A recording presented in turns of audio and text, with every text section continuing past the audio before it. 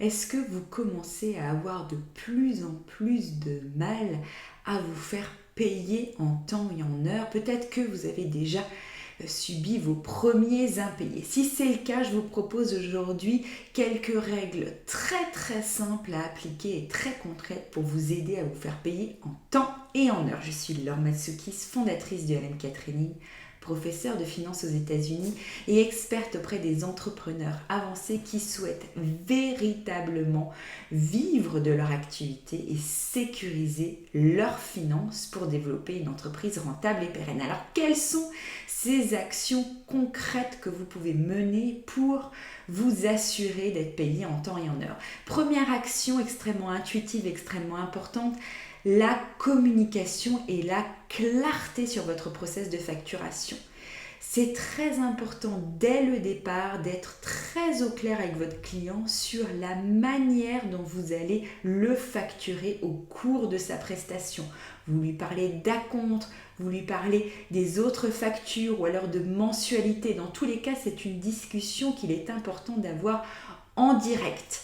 C'est très important également d'avoir un cadre juridique avec des CGV, avec des contrats et des conditions financières, mais il faut bien l'avouer, les clients ne lisent pas forcément ces contrats de manière détaillée et c'est donc important de réaffirmer votre process de facturation au cours d'une discussion claire et franche. Cette clarté vous évitera de nombreux problèmes plus tard dans votre relation commercial et c'est aussi le rôle du chef d'entreprise d'avoir un process de facturation et de l'assumer. Donc premier élément important, la clarté et la communication en amont de la relation commerciale. Deuxième élément extrêmement important, ne commencez pas à travailler sans avoir déjà été payé d'une façon ou d'une autre. Souvent vous êtes très enthousiasme à l'idée d'aider directement votre client et vous entamez finalement votre travail, vos heures de travail sans forcément en retour avoir une sécurité et un engagement financier de votre client. C'est très important d'avoir ce premier engagement, de finalement envoyer votre première facture d'acompte en amont et d'attendre le paiement du client, votre première mensualité. Cela teste la sécurité financière de votre client. Cela teste également l'engagement de votre client. Je ne compte pas le nombre de clients qui ont toqué à ma porte en disant voilà, j'ai travaillé et maintenant mon client me dit mais en fait j'ai plus envie, j'ai plus la capacité d'investissement, ce n'est plus ma priorité ou coupe tout simplement la relation après avoir eu ce qu'il voulait. Donc n'oubliez pas de ne jamais commencer à travailler sans avoir eu finalement cette sécurité, cette première sécurité financière. Troisième action qui est extrêmement importante, je vous invite à proposer des plans de paiement. En contexte de crise économique et sanitaire, il peut être difficile pour votre client de vous payer en une fois ou en 2 fois à compte solde. Pourquoi ne pas lui proposer de payer en 3 fois avec des prélèvements mensuels, en 4 fois, en 5 fois ou en 6 fois si vous avez une prestation sur 6 mois.